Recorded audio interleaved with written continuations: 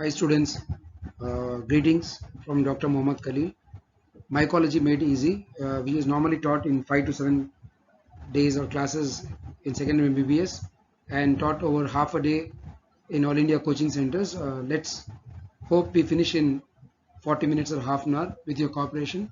After good reviews and comments and suggestions from the previous video that was uploaded on Rickettsia Made Easy, this is a compiled PowerPoint presentation made by me on mycology with high yield topics today, which we'll be covering. To start with, I have divided this about 6 to 7 topics so that you can just focus on the high core area. To start with, we'll focus on the classification of fungi, then the cutaneous fungi which causes dermatophytosis, the systemic fungi, the dimorphic fungi which exhibits two different morphological forms at two different temperatures, a few subcutaneous fungi and a few opportunistic fungi like Candida, Cryptococcus, Aspergillus, Mucor, and very important, the Pneumocystis jirovecii. Lastly, we'll wrap up with the mycotoxins with a note on otomycosis and oculomycosis. Fine. Having said that, let's move to the next slide. As you can see, just I would like you to just have a glance at these images, which is very important when I use terms like hyphae, mycelium, sporangiophore and all. It will really help you out what I'm talking about. So this slide is demonstrating a typical dichotomous branching, as you can see, with 45 degrees with hyphae intertwined thin line, whereas here you have an obtuse angle branching, or exactly the opposite of the previous slide. This goes in favor of Aspergillus, whereas this goes or describes the Mucor. Both are opportunistic fungi. And another down, you have another fungi which goes by the name Rhizopus, which is also opportunistic fungi. And the terms which you have to be very familiar are the vegetative mycelium, that are the rhizoids, the sporangiophore, then you have the sporangiospore, then the spores in the sporangium. So these are some terms which you have to be familiarized once we go to the or go ahead with the class slides. Coming to the morphology, you have different classifications, very important from exam point of view or from clinical point of view, or might be the competitive exam point of view. A few important classifications which I will sensitize you with is one is morphological classification, where you have the yeast-like fungi, the molds, and the dimorphic fungi. Yeast are the true yeast, which are typical, the Cryptococcus and Saccharomyces cerevisiae, which are true examples for true yeast. They are round to unicellular fungi, as you can see over here. They divide or reproduce by budding. On culture, they produce smooth, creamy mucoid colonies. The reason why I'm using the word mucoid, because Cryptococcus produces capsule, rich polysaccharide capsule. So it's a capsulated organism. Whereas here colonies are very dry, same but they are dry in case of Candida. And yeast-like fungi, why I named them as yeast-like fungi? Because they grow partly as yeast and partly as chains of elongated budding yeast cells, and typically they form this pseudo hyphae, which is not a hyphae, actually is an elongated or protrusion of the budding yeast cells as such. Coming to molds, they are multi-celled filamentous forms of fungi. I repeat again, molds are nothing but filamentous multi-celled forms of fungi, and each filament is called hyphae. Please make yourself clear with this terminology of hyphae and what is mycelium. And the tangled mass of hyphae are called mycelium. You have two, as I said, the vegetative mycelium, which is on the down, and the aerial mycelium, which grows on the top. The very good examples that are quoted here are Aspergillus zygomycetes, which consists of Rhizopus, Aspergillus, and Mucor. RAM is the word used in software or the hardware. Penicillium, dermatophytes, all the dermatophytes like Trichophyton, Microsporum, and Epidermophyton are very good examples for molds. Coming to the dimorphic fungi, which we're going to later on, I'm going to elaborate in my talk. They exist as filamentous form, that is at -20 low temperature as molds, whereas yeast at high temperatures, that is 37 degrees centigrade.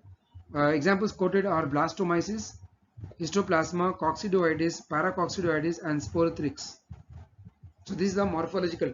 So basically, it's basically on the how they look like, the morphology. Coming to the taxonomical classification, you have Ascomycetes, Basidiomycetes, Zygomycetes, and Deuteromycetes. Basically, the mnemonic for you to remember in taxonomic classification is A, B, C, and D. C is the rhyming words of Z. So Z goes for Zygomycetes. I repeat again, the mnemonic for you to remember the taxonomical classification is A, B, C, D of taxonomical classification of fungi. A for Ascomycetes. Ascus is produces the sexual reproduction. All are sexually produced production, like Asco, ABC. Whereas D, there's some defect. D for defect. D for defect. D for Deuteromycetes. They are fungi imperfect. That's the reason why they're also called fungi imperfect, because no recognizable form of sexual reproduction occurs. Whereas in ABC, sexual reproduction is present, and Ascomycetes is produced in a sac called Ascus. Basidium produced in a sac called Basidium, and Zygomycetes produced in a sporangium, as you have already seen in the picture which I have described. And Ascos produce ascospores, Basidio produce basidiospores, Zygomycetes produce zygospores. So it's very easy, nothing to worry about. Scratch your head and think it's very hard to remember all these things. If you are very good listener and what I'm talking, how I'm teaching you, how the skill you have to remember, you have to just go through the slide very patiently and take your own time in remembering this. The examples for Zygomycetes are the mnemonic R, A, M, that is Rhizopus, Apsida, and Mucor. Then you also have your fungi imperfect, in which you have Candida, Cryptococcus, the Trichosporon, the Malassezia furfur. Fine. The classification based on the disease or the clinical condition, you have those which cause a superficial mycosis, then you have the cutaneous, the subcutaneous, systemic, and the opportunistic. Superficial is also called surface infections. Superficial, the topmost. Then the cutaneous, you have the skin, the hair, and the nails involved. Then you have the subcutaneous fungi. Then you have the systemic, where the organs are involved. Then the opportunistic, based on the immune system. Let's talk about the superficial mycosis, the outermost layer of the skin and the hair, that is the stratum corneum, and basically there's no inflammatory reaction. We'll talk about this in a few slides, or next slide might be. Cutaneous mycosis involves the skin, hair, nails, and definitely there's an inflammatory response in this. And subcutaneous mycosis, you have involvement of the deeper tissues, which also involves the dermis, the subcutaneous tissue, the muscle, or might be the fascia also. So talking about the superficial or the surface infection, you have pityriasis versicolor, the condition which is caused by Malassezia furfur, or Pitrosporum orbiculare. I repeat again, it's a very important condition, and exam point of view also is very commonly asked in most of the competitive exams. Pityriasis versicolor is a condition or the disease caused by a very important unique fungi, Malassezia furfur. Why? Because it is a lipophilic fungi, and you need an overlay of olive oil to grow on when you inoculate this on SDA. So suppose this is the SDA with a slant, and then you need an layer of olive oil on it, because it grows in rich lipid environment. What does it produce? It produces typical discoloration or depigmentation of the skin. You have these patches, very common in low shikshamic people. It's also known to be, one of the cause of autoimmune disorder, idiopathic in origin. Coming to the next condition of superficial mycosis, you have Tinea nigra. It is caused by fungi called Hortae vernicae. Just remember, Hortae, when you heat something, it becomes black, and nigra is basically goes for the black coloration. So black macular patches on their skin. The opposite exactly, white pedria, which is caused by Trichosporum bijli. Bijli is basically is a Hindi word used for whitening or lightning. When a lightning and thunders, it's in white in color. So that's a mnemonic for you to remember. Bijli is basically lightning, a Hindi word for lightning. Lightning is white in color. So white pedria, nothing goes. White nodules are produced on the hair shaft, same as the Tinea nigra. Then you have the black pedria, which is caused by Pedria hortae, and here you have black nodules on the hair shaft, might be mostly on the beard and the scalps. So this is a picture, lot of images which depicts your Malassezia furfur condition, Pityriasporum orbiculare cause, and versicolor. Malassezia, the causative agent is Malassezia purpur. So you have this typical colonies, and you have this typical discoloration hypopigmented patches. Then you have these yeast-like colonies of Malassezia on modified Dixon agar. So just be prepared. This can be again a question. Modified Dixon agar is used. If you just use SDA, then you have to have an oil overlay over it, or you can use modified Dixon agar for it. Then you have this typical, very important is this typical spaghetti and meatball appearance when you make an MEAT meatball appearance when you make an LCB mount, lactophenol cotton bloom, after you pick up the colony and or make a LCB mount of this. Typical spaghetti meatball appearance is seen in or shown by which fungus? Fine, again USMLE chart, quick review of what we have learned. Spaghetti meatball appearance on KH, or might be the special stain used on KH mount skin cells, and it also shows coppery fluorescent under wood lamp. Yes, we'll talk about wood lamp later on, and most of the end slides of my mycology today's class.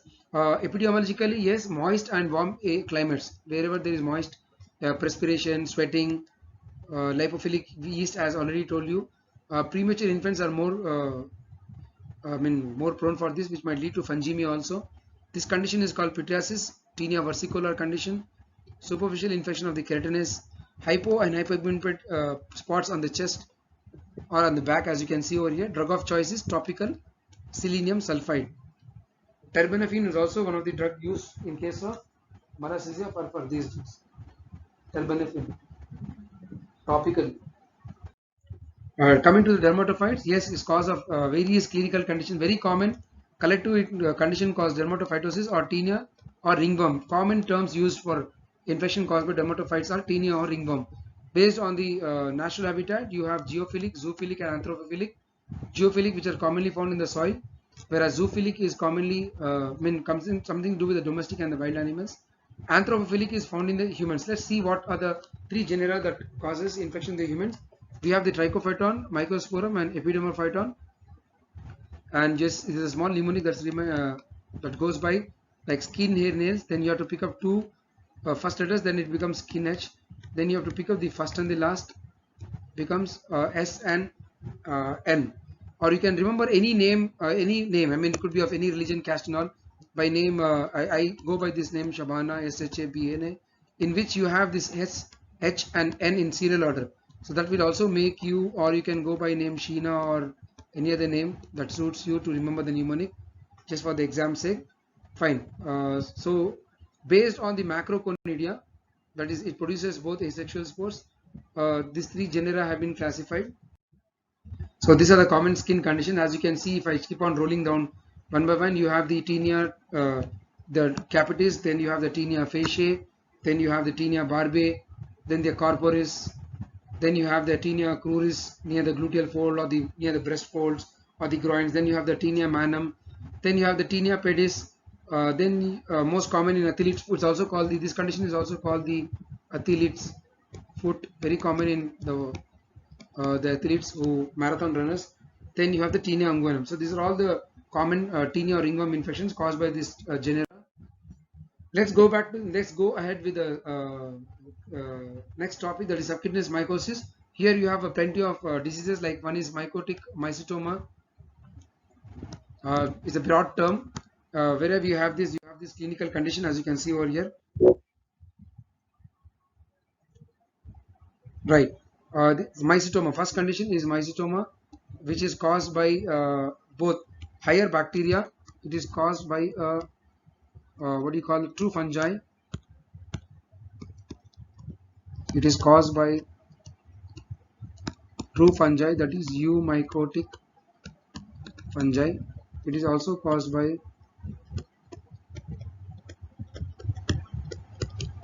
higher bacteria, in that you have two groups, actinomycosis and nocardia. So any clinical conditions typically giving this kind of picture. This is a triad of what do you call this, is like basically an abscess and also the draining sinuses, and patients also complain of typical granules coming out. As you can see, few granules in this normal saline collected over here. Overnight gauze pad sterile put over the patient's foot. This condition is also caused by two, as I said, high bacteria and true fungi. Another condition which is called boitromycosis.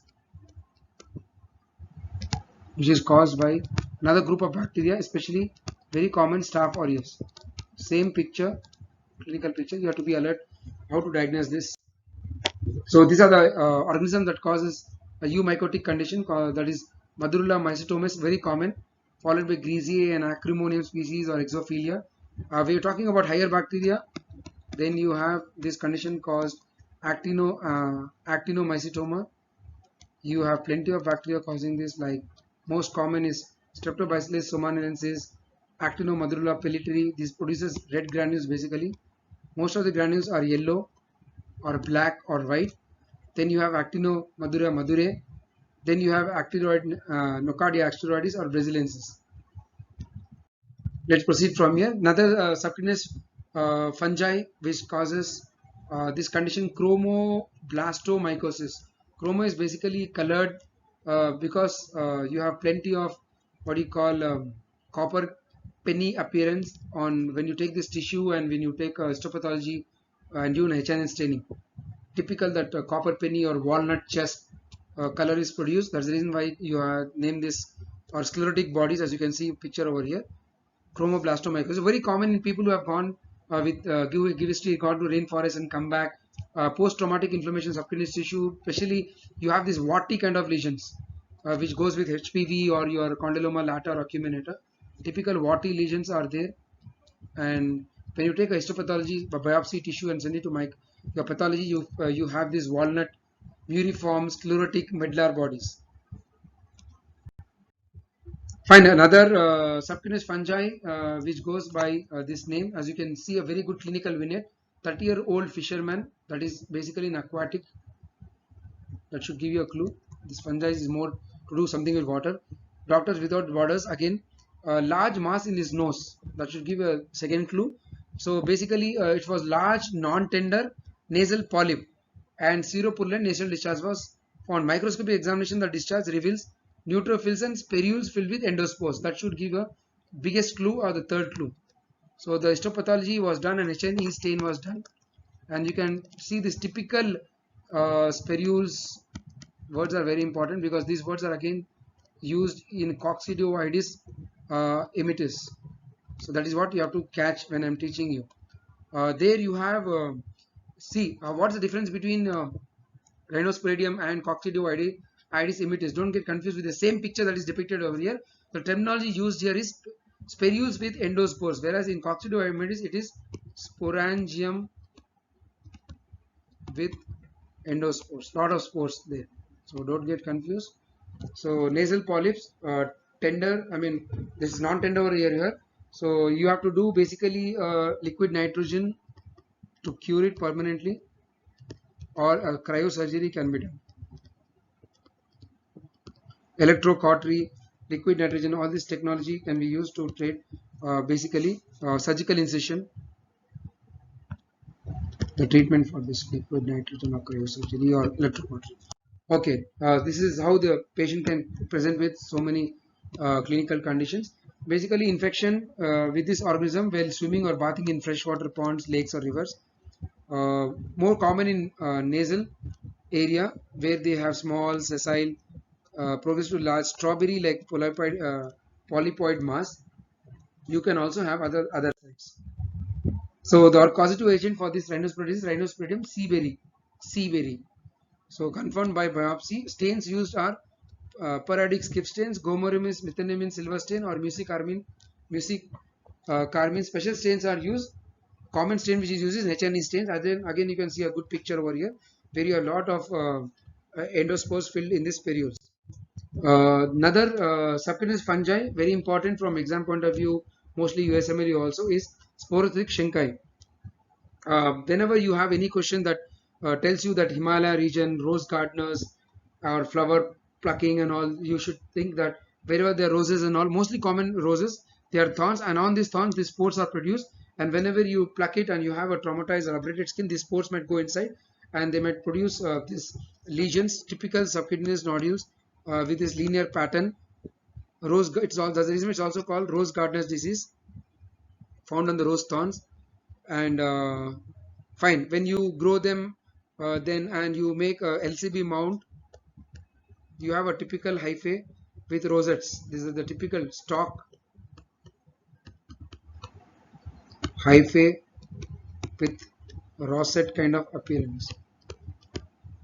So as you can see in this LCV mount, potassium iodide is the drug of choice to treat this. Basically, you can remember to just the way you, as I told you, 2-3 mnemonics: rose gardeners, Himalaya region, thorns, uh, and this stalk with rosette appearance. This all should give you its sporothrix. Now, how I'll tell you how to remember sporothric. The rhyming word of thric is prick, and what pricks is basically the thorns.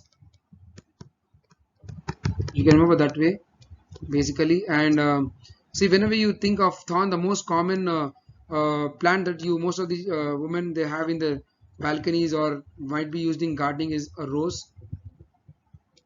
So they put it in a pot. Why I'm talking about pot? Pot chlor is a treatment. Pot chlor is basically potassium. Why I'm using all these things? Because the choice treatment of choice for treating sporothic Schinka is potassium iodide. So that's how things get related when you just have a close observation, just close your nature and you visit some rose garden. Fine. Let's go to another clinical vignette that was asked. The same slide which I normally use to teach people preparing for USMLE at my college or my online classes. HIV patient, that should be clue number 1. Patient fever and diarrhea for 3 weeks. Patient was started on sulfamethoxazole and trimethoprim, that is cotrimoxazole. Had diarrhea but responded but continued to have fever. Bone marrow aspirate showed this following picture. That is basically a large macrophage which is phagocytized with lot of intracellular yeast cells. This is how you describe intracellular yeast cells phagocytized in a macrophage, which normally happens. But fine. So what is the not correct? What is not correct? Intracellular yeast, it's right. It doesn't grow on SDA media. It causes dissemination infection. Yes, infectious agent. So it does not grow, and it is wrong. It definitely grows in SDA media. So what we are talking was a case of histoplasma, which is also called Darling's disease or also called cave disease. Basically, histoplasma, you have to remember that histo hides. I normally teach the students like this. Histo hides. Where does it hide? The yeast cells hides in the macrophage. That's how you remember. Histo hides. And what are the other way you should remember cave disease? Why you should remember cave disease? Because when what happens when you go inside the cave, what comes out? The bats. The bat droppings are rich source of spores of histoplasma. So that's how you remember histoplasma capsulatum. Capsulatum is a mnemonic, sorry, is a misnomer. It doesn't have a capsule. It's not a capsulated organism at all. So histoplasma capsulatum is a causative agent. What does it do? It causes calcification and produces caseous necrosis and typically mimics tuberculosis. That's the reason why it's very important. It's very, very important because it mimics tuberculosis. It produces caseous necrosis, typical, and bad droppings, which I already told you. It produces intracellular within the macrophage, which is already described. Now, what happens when you grow them and make a LCB mount and all? You have the typical thick-walled spherical spores. You can see over here when I'm drawing here, thick-walled spherical spore with tubercle macroconidia. Thick-walled with typical macroconidia. This is how they describe the. This is a typical description that is given. But the reason why I'm stressing, because these are the words they use in the clinical vignettes. Moving to another, what do you call the systemic fungi, blastomycosis, caused by blastomyces dermatitis. The condition itself indicates that it causes skin lesions and all. Mostly, again, geographical distribution: Chicago, North America. It's also called North America blastomycosis or Gilchrist disease. It's also a dimorphic fungi with septate hyphae. And what is the source of inhalation? Blastomycosis. Inhalation of conidia from soil or wet rotten wood, most common in carpenters and people who go to rainforest or woodcutters. So this you have to look out in the clinical vignette that is asked. Woodcutters and your people who have gone to rainforest or the carpenters. Fine. What do they produce after you take an LCM mount after the culture growth? The typical produce this thick-walled yeast cells with broad base budding yeast cells. So typically 8 color patterns. You can see over here. The below budding yeast cell is having a broad base, typical 8 shape. That will really help you out. On periodic skiff stain, they produce a splendor Hopkins phenomenon. So after histoplasmosis and your blastomycosis, the third dimorphic fungi is coccidioidomycosis. It also causes desert rheumatism because people who have a long what do you call travel through the deserts, desert roses. These are all the words, the terminology used in the clinical vignette. It's also called by the name San Joaquin Valley fever or the desert dump. It's the causative agent is Coccidioides immitis. Nothing to be apprehension about it. Very easy. Whenever there is any disturbed in the natural or any natural calamities that occurs because of earthquakes or what do you call the any movies, like if you have seen what do you call Twister or earthquakes and all. These spores that were very stable and stationary, they come out in the air, and when you inhale those typical barrel-shaped orthospores which you see in the picture over here, and directly goes into the lungs and cause respiratory infections. And how do you describe this? As I told you already, don't get confused with the rhinosporidium. It produces a thick-walled double spherule with endospores. You can also do a skin test, and amphotericin is a drug of choice. So Coccidioides immitis is the causative agent. Let's go to the fourth dimorphic fungi, that is Paracoccidioidomycosis condition. It's caused by Paracoccidioides brasiliensis, which is also caused South American blastomycosis or Lutz mycosis. It's a dimorphic fungi. No reports have been still come out from India. Multiple budding yeast cells, differential diagnosis. Mickey Mouse, typical Mickey Mouse appearance or captains or mariners wheels formation, as you can see in the picture, which is typically describes you. And this is your silver stain. Gomerism is methylamine silver stain, which is taken up by this what do you call the black color. As you can see, this typical mariners or captain wheels over here. Fine. Just to summarize again, yes, we are talking about systemic mycosis. They were four, but I would also include another systemic. Sorry, other dimorphic. With all the systemic fungi, how do you remember in a nutshell what we have talked till now? Yes, five things are very common. You have to open your 5 fingers. First, all exhibit dimorphism. Two, all have a typical geographic pattern, as you might have concentrated when I was speaking, like North America, South America, African, European blastomycosis. So number one, again I repeat, all are exhibit dimorphism. Two, all of them have a typical geographic distribution. Three, all have typical typically they affect the lungs, because most of them, the route of infection is inhalation. So inhalation, respiratory tract infection.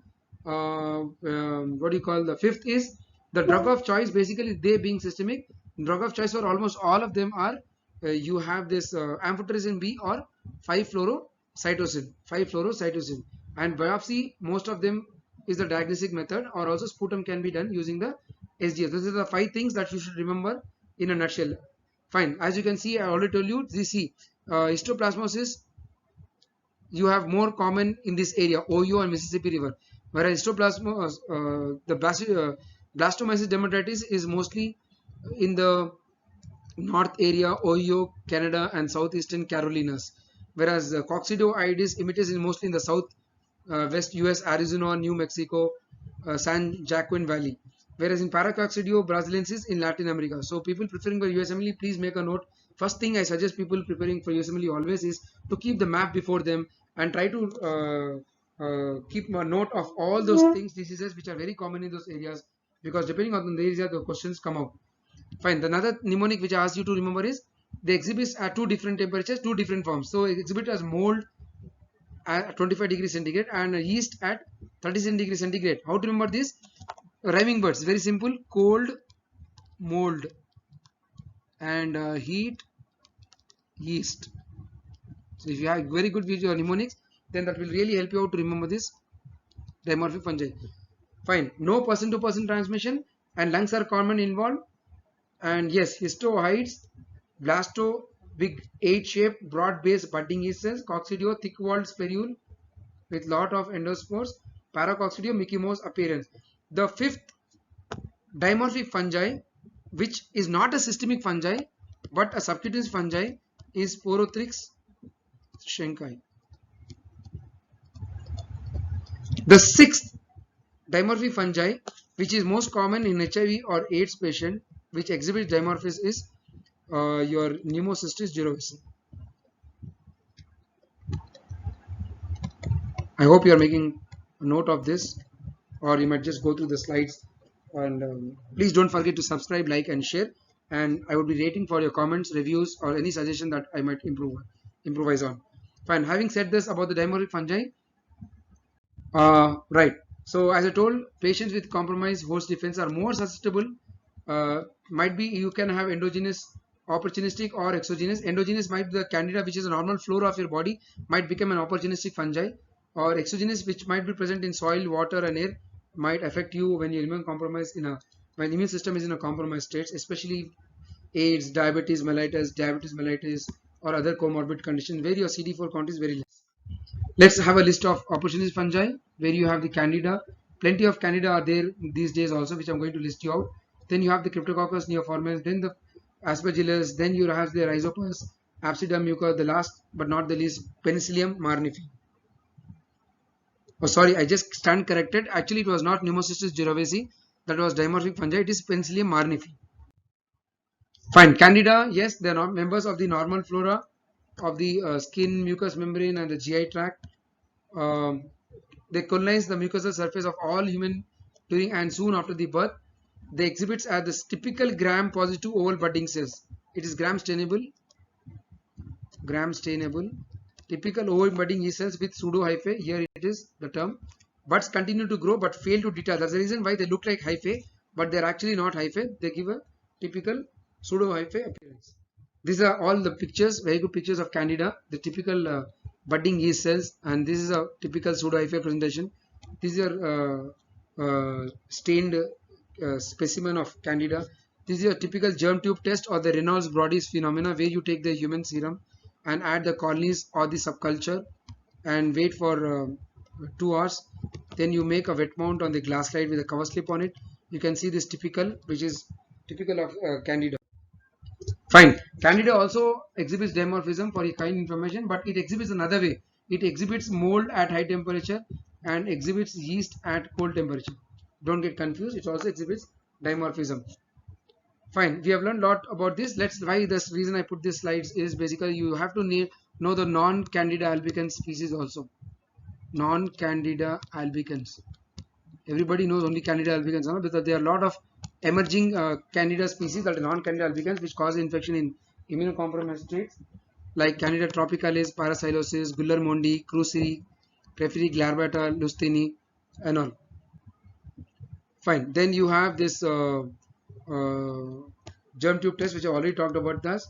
And for confirmation of Candida can be done, or speciation can be done by, this is the most common question asked in your practicals, vivas of secondary BBS students, sugar fermentation and assimilation test. Other than your chlamydospore formation on colmeal agar.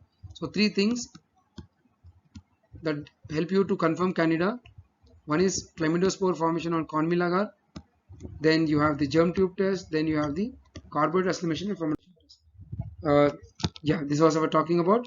People prefer USMLE. Please make what are the examples of Candida that are germ tube positive. Steatoideae and dubulensis.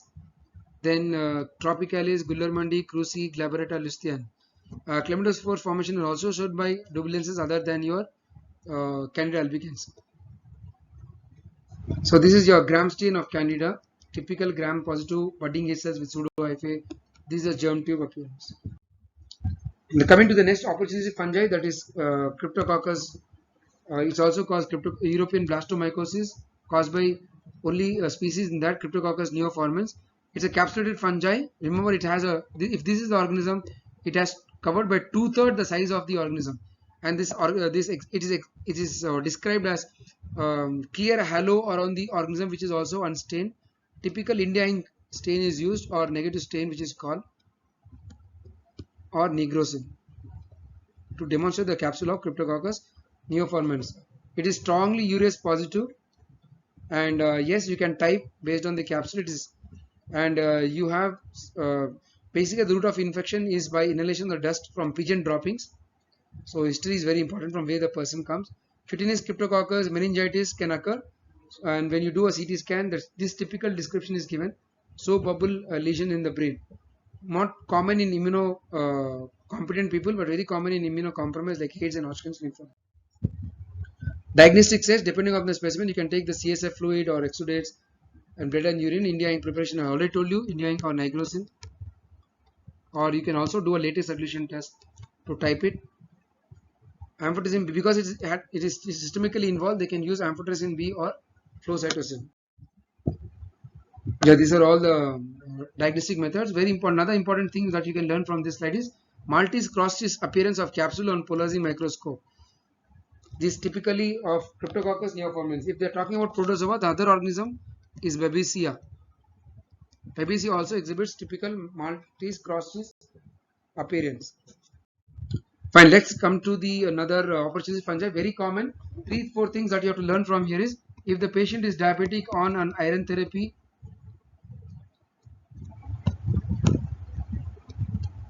and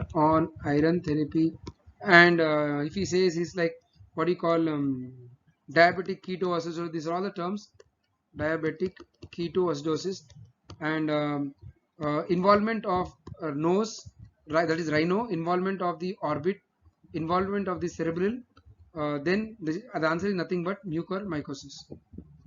The answer is nothing but mucormycosis. Typical, as I've already told you, obtuse angle branching, large broad hyphae, and no septate, totally opposite of aspergillus. So these are all the terms that help you out to broad hyphae, no septate. Good. This is again a revision slide of your aspergillus and mold. As you can, it's a mucor, typical and 45 degrees. This is more than 90, non-septate, septate, broad, narrow. Then most common in asthmatic people, immunocompromised, and here typical diabetic ketoacidosis or leukemic patients. What do they cause? They can cause allergic bronchopulmonary aspergillosis. They can produce fungal balls in already affected TB, fibrotic lesions of TB, typically seen in the chest X-ray. They also cause invasive aspergillosis. Severe neutropenia. People who are having severe neutropenia, you can expect aspergillosis to grow in them. People who are having typical chronic granulomatous disease or cystic fibrosis, burns victims, cellulitis, all these patients are more prone for infection with aspergillus. Even your OTs, you have to always keep on cleaning your OTs, because you can have aspergillus grown in those areas. Coming to the mucorrhizopus, rhinospreadable infarction, yes, infection will be there. Black necrotic eschar on the face, frontal lobe abscess. The another important organism opportunistic fungi is Pneumocystis carini, was the previous name. It is recently name was changed to Pneumocystis jirovecii. And fine, typical description given in the X-ray: interstitial plasma cell pneumonitis. If whenever you see anything like this in your question or clinical vignette, or this terminology used, then you should suspect they're talking about Pneumocystis jirovecii, and especially the pseudophore count when it's less than 400, you have infection with this. Two forms they exhibit. Actually, this was a protozoan earlier. Later on, they studied the taxonomy and everything. Then they placed it in the fungus, because it was treated with antifungal, trimethoprim, sulfamethoxazole, or pentamidine, or cotrimoxazole. This is all the drug of choice. Fine. Cysts. That's the reason why cysts are still produced in Pneumocystis jirovecii, because though it was in protozoa, now the new terminology is in the fungus. Now it can be stained by the methenamine silver stain, which gives typical black color. As whenever this word silver comes, please remember, students, that they exhibit black coloration. It might be spirochetes, or it might be your previous these things, or your borrelias and leptospiras, and even the cyst all is taken up with the black stain when you stain it with silver methenamine silver stain. Bronchoalveolar lavage would be the good specimen if you ask you, or you can go for lung biopsy. Or if you take induced sputum, people can also ask you to do a methylene blue or toluidine blue stain to help them out for the diagnosis. This is a typical interstitial cell pneumonitis case. Fine, this is a clinical vignette which you can expose. Basically, this is a pic from movie Dostana, Indian movie, where you have two people who want to share a room and all. They act as if they are gays. And the reason why I put this to set induce that they are very common in homosexuals and all. 33-year-old homosexual seen by primary physician. Complaints of shortness of breath because lungs are affected, as you can see over here. And this is the what do you call bronchial lavage of this person. And non-productive cough, they produce atypical pneumonia. atypical pneumonia. Induced sputum or the bronchial lavage is taken, and you can stain the methenamine silver stain, and the cyst forms of the organism is exhibited. Fine, let's move to the next slide, that is the otomycosis, where the ears are involved. The fungus that cause the ear infection, it's like the CAP, cap is the mnemonic for you to remember, that is Candida, Aspergillus, and the Penicillium. If you are, because the reason why doctors are very interested to know this condition to rule out the bacterial or the fungal, because to start whether antifungal or the antibacterial drugs. So bacteria that can cause this otomycosis are Pseudomonas and Proteus. Coming to the oculo or the keratomycosis, you have typical hypopyon ulcer and endophthalmitis. Here you have the instead of you have these Candida aspergillus, but instead of P you have the F, that is Fusarium. It produces typical sickle shaped conidias in Fusarium. Coming to the mycotoxin, yes, poisonous substances produced by fungi, mycotoxins. They are nothing but secondary metabolites, and their effect are not dependent on fungal infection or viability. So basically, they produce a condition called mycetismus or mycetism, where they produce fatal damage to your kidneys and your liver by ingestion of mushrooms. Example, Amansia species, which produce a typical mycotoxin, or aflatoxin, toxin produced by Aspergillus flavus, which is very easy, as you can just concentrate A and FLA, afla.